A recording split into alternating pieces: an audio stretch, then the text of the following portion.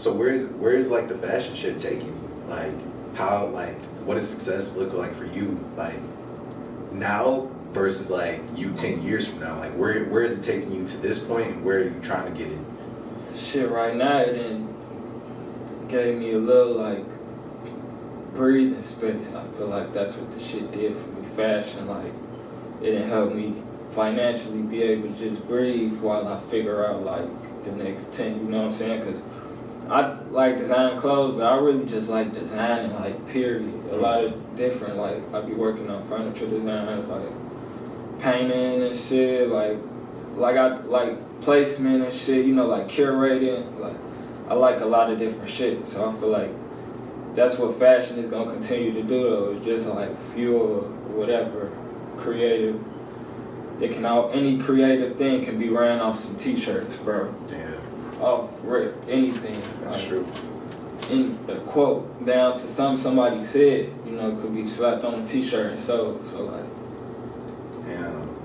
So what was that initial investment like coming up with the money to really get this shit up and running? Like was it hard, or do you think that it was like was it hard relative to where you were at the time, or was it like something that anybody could really do?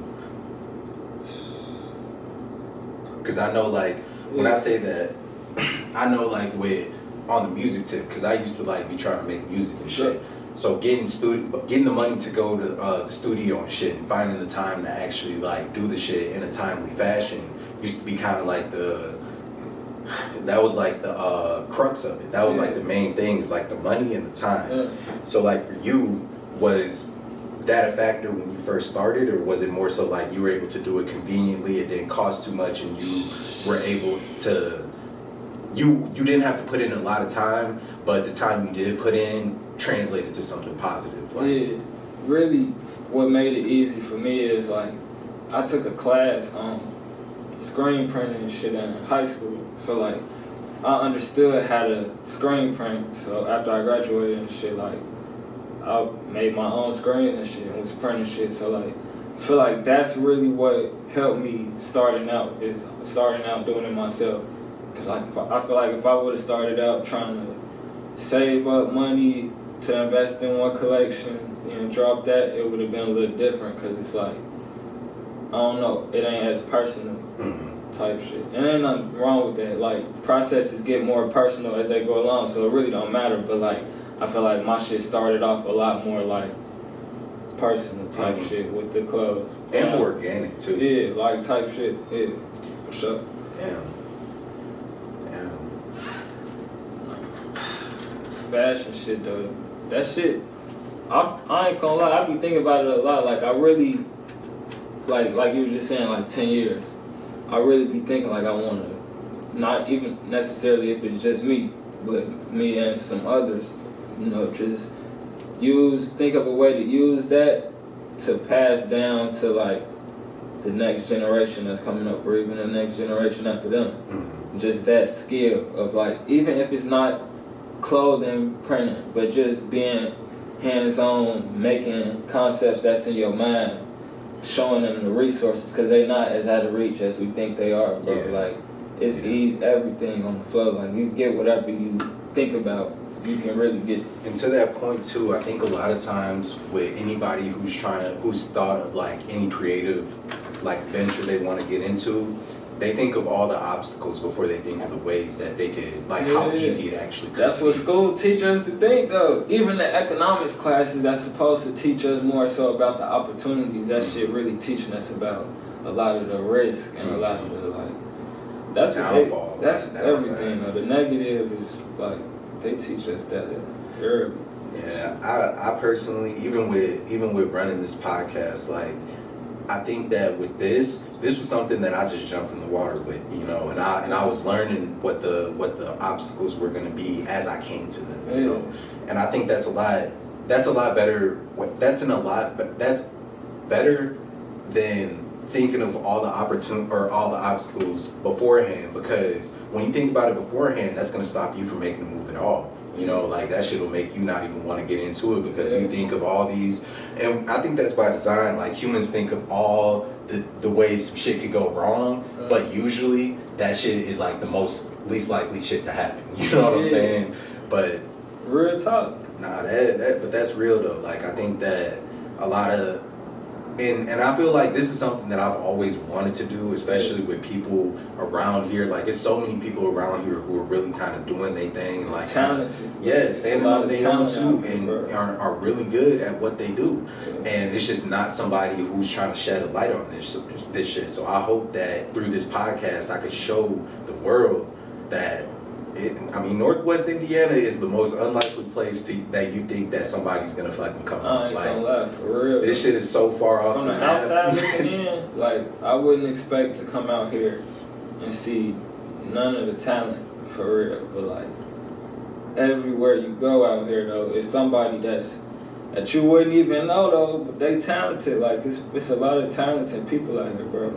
But I feel like the spotlight slowly, like not even the spotlight, but like the time though is like coming up for this area. Like it's just gonna have to come because that shit, like you seen the Detroit wave, bro. Like you seen how they shit. We literally watched they shit like go from them just getting together and like really working, and now look at these niggas. Now like all these niggas shining. Yeah.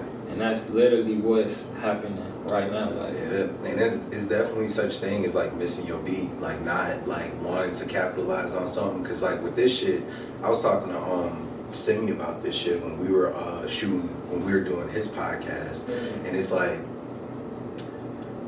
you don't want to be the odd man out in this situation because I personally truly believe in the talent that's in this area, or else I wouldn't even be like doing this shit, you know what I'm saying?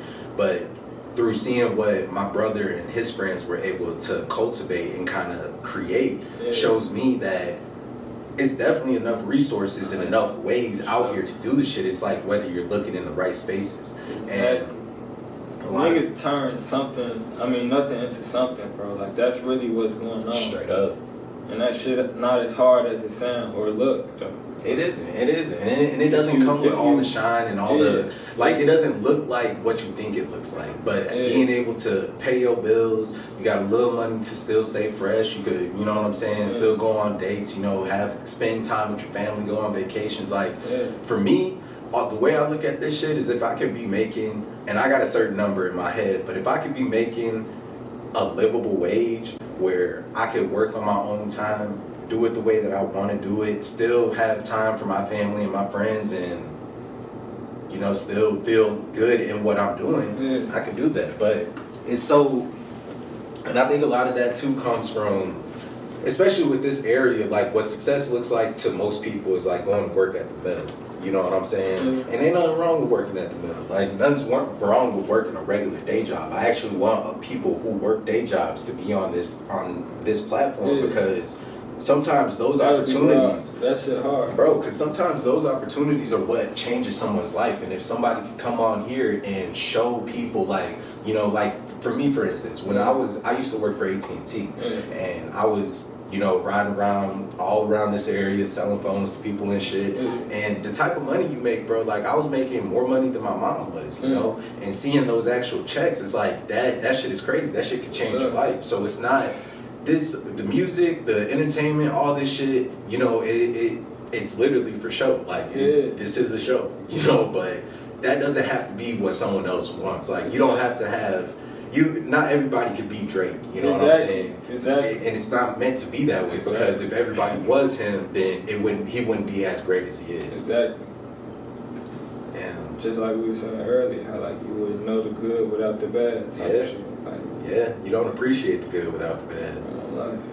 Damn, so how does your family feel? Like, how your mama be feeling, like, seeing her son able to, like, really do this shit? Like, cause you really on your shit, bro. Like, the shit you've been doing, like, I've heard your name throughout, like, the years of me being in the creative scene, but I'm glad that we've actually been able to, like, sit down and, like, get acquainted because, like, I want to be in touch with all the motherfuckers that are really doing some shit because I know eventually, like, shit, 5-10 years from now, your shit is gonna be national. Shit. Like, you know, like, that's what I'm saying, bro. Like, all of this shit rising together, like, it's crazy just to watch this shit. Like, Cause I've been thinking about that, and really what just made me start thinking about shit more in the moment is after the Ye documentary dropped.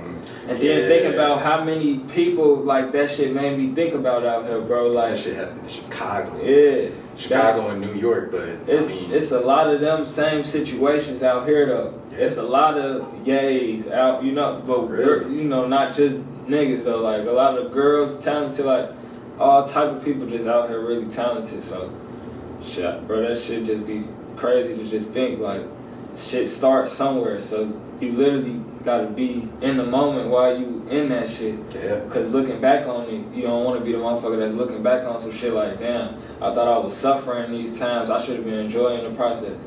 You know, so it's just like real shit. And that